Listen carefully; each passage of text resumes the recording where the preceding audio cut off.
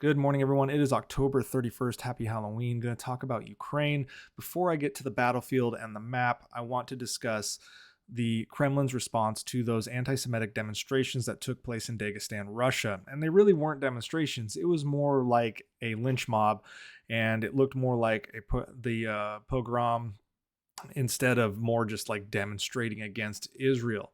Now, in response, Russian President Vladimir Putin, during a meeting with the Russian Security Council on October 30th, blamed Ukraine and asserted that those that were demonstrating or created this lynch mob were acting under Western influence to incite unrest within Russia. It's really a broken record. Anything bad that happens in Russia is Ukraine and the West's fault. That's literally their go to at this point. It's getting it's been ridiculous for a while. It's now comical at this point. Now, Putin accused the West of capitalizing on regional conflicts to weaken Russia internally and instructing regional authorities to take decisive action in defense of Russia's constitutional system and to maintain interethnic and interreligious harmony.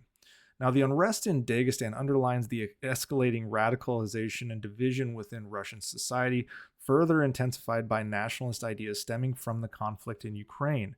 Now, Janice Sartz, who is the director of the NATO Strategic Communications Center of Excellence, said that the events in Dagestan are clear indicators of the radicalizing effects the Ukraine war and its associated media environment have had on Russian society.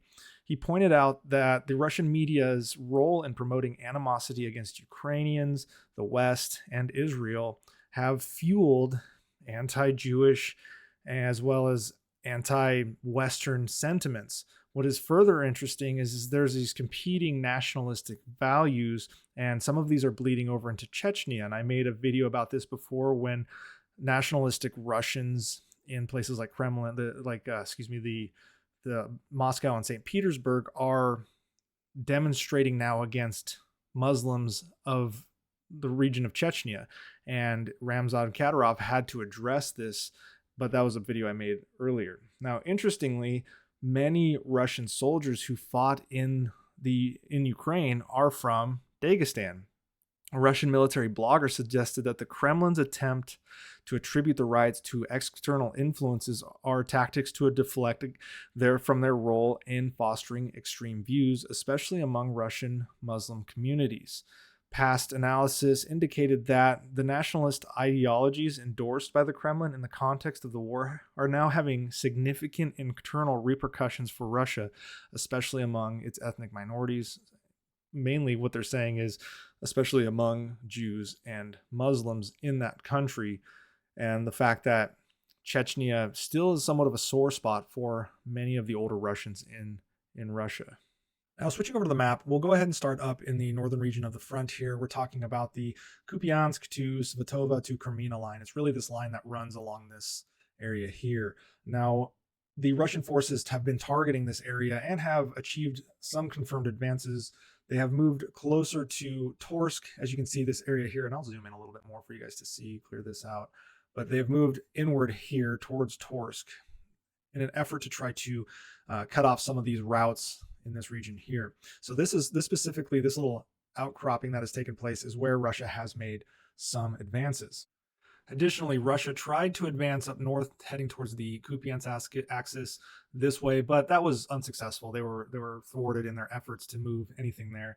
And the Ukrainian general staff, as well as Russian mill bloggers on site, are saying that outside of just that lower location there, really not much movement along the front lines here. However, there seems to be more of a defensive effort to build in deeper into Russian held territory, specifically along these lines here. I'm not entirely sure what Russia is thinking here, but with the winter months coming, I don't anticipate a large movement of Ukrainians pushing here. Maybe this is to bolster up potentially for next year if this becomes a major point of contention on the front line. Now, moving down towards Bakhmut, specifically, I'll zoom in. The Ukrainians have actually made strategic advances near Bakhmut, and analyzed footage has showed that the Ukrainians have moved inward south of Bakhmut near Kurdymovka, right here, and they're also pushing hard in the Klitschkivka and Andriivka region. So this is an area where the Ukrainians are seeing gains. They seem to be bouncing between three locations of lines of attack, and have also made some slight gains up north here.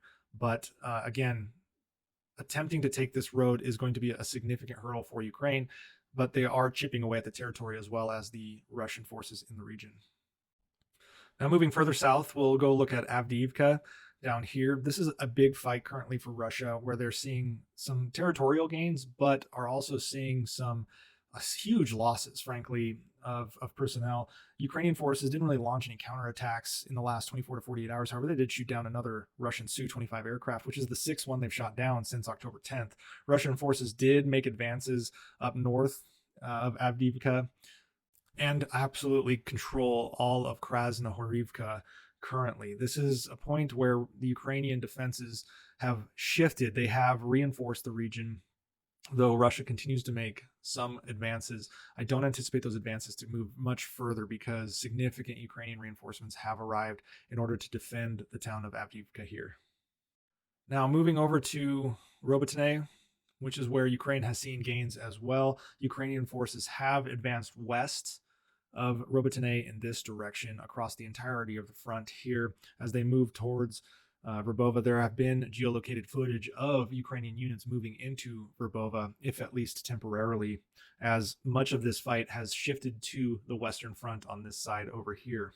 And then finally, we'll move over to Kherson, where we've seen a lot of the push from Ukraine in the vicinity of Krinky, right here. This is where the Ukrainians actually occupy a significant portion of the area on what is the left bank of the Dnieper River. Ukrainians control Krinky and have slightly expanded their push in this area outward. Now, this may be a bit old because they do show that geolocated footage of Ukrainians moving in and around all of Krinky. Now, footage released October 30th provides evidence of Russian forces positioning within the forested regions of the outskirts of Krinky here, meaning that there are no longer Russians in the city, but rather Russian forces ready to defend if there's any further movement towards this road right here.